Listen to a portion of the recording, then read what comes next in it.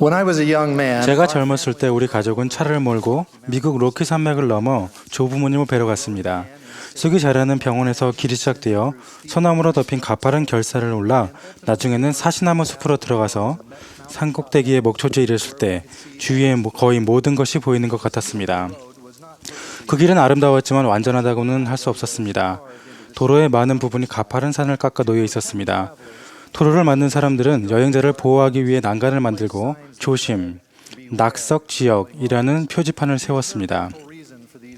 우리는 경고를 써붙인 이유를 충분히 목격했습니다. 바위와 자갈이 길에서 까마득히 아래에 있는 강바닥에 떨어졌고 어떤 때는 협곡바닥에 찌그러져 있는 차를 볼 수 있었습니다. 그 차들은 부주의한 운전자들이 당한 비극적인 사고를 여실히 보여주는 것이었습니다. 형제 여러분 한 사람 한 사람은 멜기세덱 신권의 맹세와 성령으로 이미 들어섰으며 조만간 들어설 사람도 있을 것입니다. 소신권 대신권을 받으면서 시작되는 영광스러운 여정의 토대는 바로 이 성약이며 우리 부름을 영원롭게 하여 발전하며 아버지께서 가지신 모든 것을 받을 때까지 하나님의 가장 위대한 영광을 향한 길을 오르게 됩니다. 해외왕국에 이르는 길을 설계한 분께서는 가는 길 곳곳에 주의 표지판을 세우셨습니다. 신권의 맹세와 성약에는 이러한 경고가 있습니다. 나는 이제 너희에게 한 가지 계명을 주노니 너희 스스로에 관하여 조심하라. 하나님께서 우리에게 조심하라고 하신 이유는 무엇일까요? 그분은 사탄이 우리 영혼을 재난의 심연으로 이끌어내려고 하는 존재라는 것을 아셨습니다. 신권 소유자에게는 육에 속한 사람이 헤매는 경향이 있다는 것도 아셨습니다. 사정이 이렇기에 선지자들은 옛사람을 버리고 신앙을 갖고 회개하고 구원의식을 받고 매일 복음에 따라 생활하여 그리스도의 옷으로 입으라고 권고했습니다. 신권의 길을 따라 오르다 보면 소년이나 성인도 조심하지 않으면 아래로 떨어질 수 있습니다. 여러분은 훌륭한 청남이나 새로 귀환한 선교사, 존경받는 신권 지도자 또는 사랑스러운 가족이 뜻하지 않게 떨어져 놀라 슬퍼했던 적이 있지 않으십니까?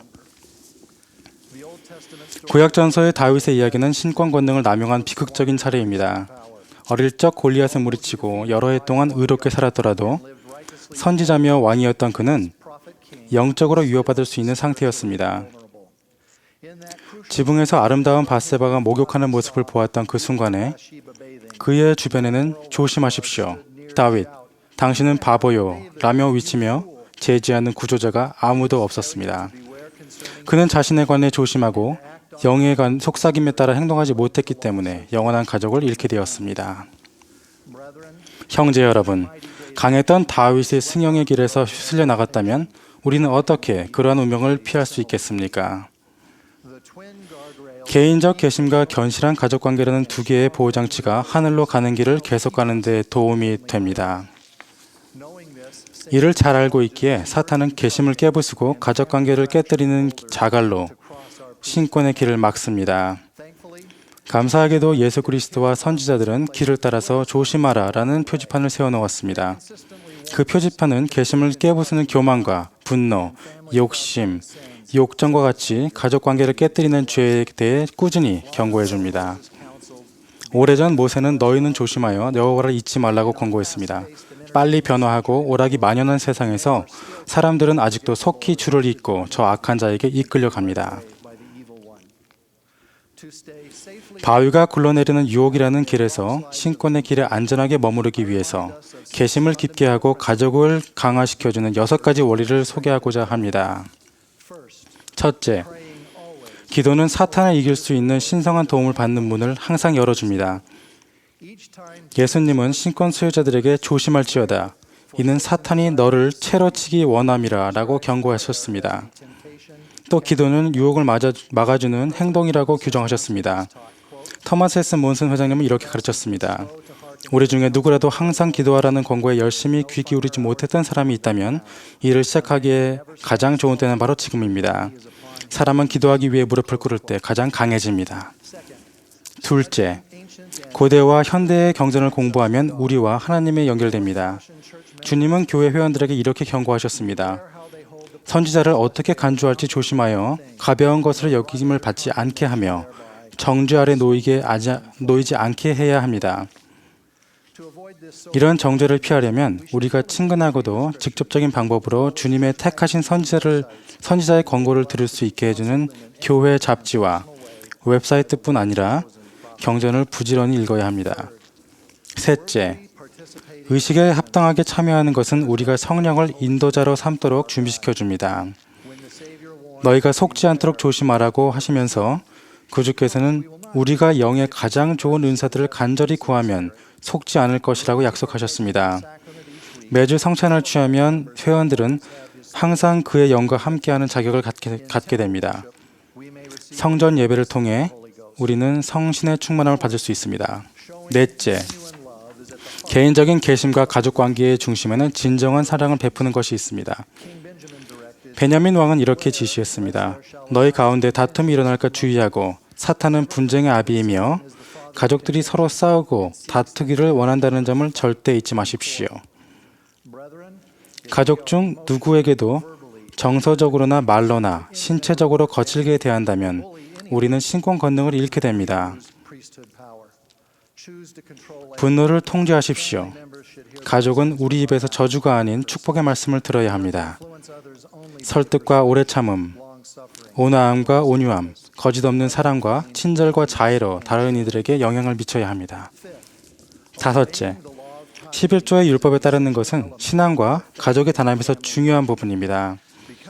사탄은 탐욕과 소유욕으로 해외 왕국으로 가려는 가족을 휩쓸어버리기 때문에 예수께서는 삼가 모든 탐심 물리치라고 권고하셨습니다.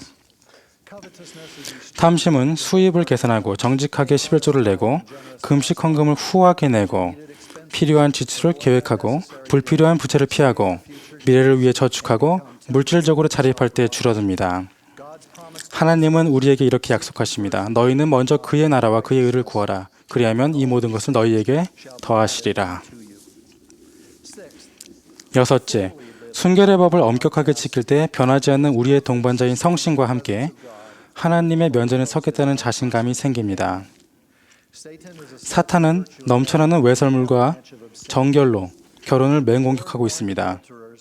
가늠한 사람들에게 주님께서 조심하여 속히 회개할지어다 라고 경고하셨을 때 그분의 말씀은 실제로 가늠한 사람들뿐 아닌 그에 앞서 음탕한 생각을 한 사람들에게 주신 것이었습니다. 현대 선지자 사도들은 외설물이라는 전염병에 대해 자주 분명하게 말씀해 왔습니다. 고든비 힝클리 회장님은 이렇게 가르쳤습니다. 회설물은 성난 폭풍과 같이 개인과 가족을 파괴하고 있으며 한때 건전하고 아름다웠던 것들을 완전히 파멸시키고 있습니다. 이러한 행동에 자신이 관련되어 있다면 바로 지금이 돌아서야 할 때입니다. 어떤 형태로든 순결의 법을 깨뜨리는 유혹을 받는다면 도망하여 밖으로 나아간 애굽의 요셉의 모범을 따르십시오. 이상의 6가지 기본적인 원리들을 신권 소유자들은 개인적인 계심과 가족관계라는 영적인 보호 사이에서 안전하게 머물러 하늘로 가는 길을 계속하게 도움을 줍니다. 젊은이 여러분, 이런 원리에 순종하면 성전 성약과 전임 선교사, 영원한 결혼을 향해 갈 때 여러분이 발전하도록 도와줄 수 있습니다. 남편과 아버지 여러분, 이런 원리에 따라 생활하면 동등한 협력자인 아내와 함께 가정을 의롭게 관리하고 가족의 영적인 지도자로서 봉사할 자격을 갖게 될 것입니다.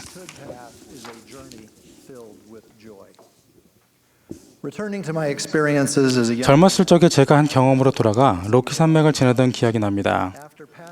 낙석 위험 표지판을 지한 다음 부친께서는 도로에 작은 자갈과 돌 몇 개가 떨어져 있는 것을 보셨습니다. 부친은 속도를 줄이셨고 거의 정지할 때쯤에는 농구공만한 돌이 우리의 곁을 휙 소리를 내며 지나갔습니다. 부친은 사태가 진정되기를 바라셨고 부친께서 끊임없이 주의를 기울이고 즉시 행동한 결과 우리 가족은 안전하게 목적지에 도착했습니다. 형제 여러분, 사탄은 사람들의 영혼을 멸하려고 했습니다. 여러분의 영혼이 영적인 절벽의 가장자리를 향해 표류하고 있다면 떨어지기 전에 당장 멈춰서 다시 올바른 진로로 돌아오십시오. 여러분이 조심 표지판을 무시하고 죄를 지었기 때문에 여러분 영혼이 망가진 채 신권의 길에서 높은 곳이 아닌 협곡 아래에 드러누워 있다고 느껴진다면 진정한 회개와 예수 그리스도의 속죄 권능을 통해 다시 올라와 하나님의 계신 하늘로 가는 길을 달릴 수 있다는 간증을 드립니다.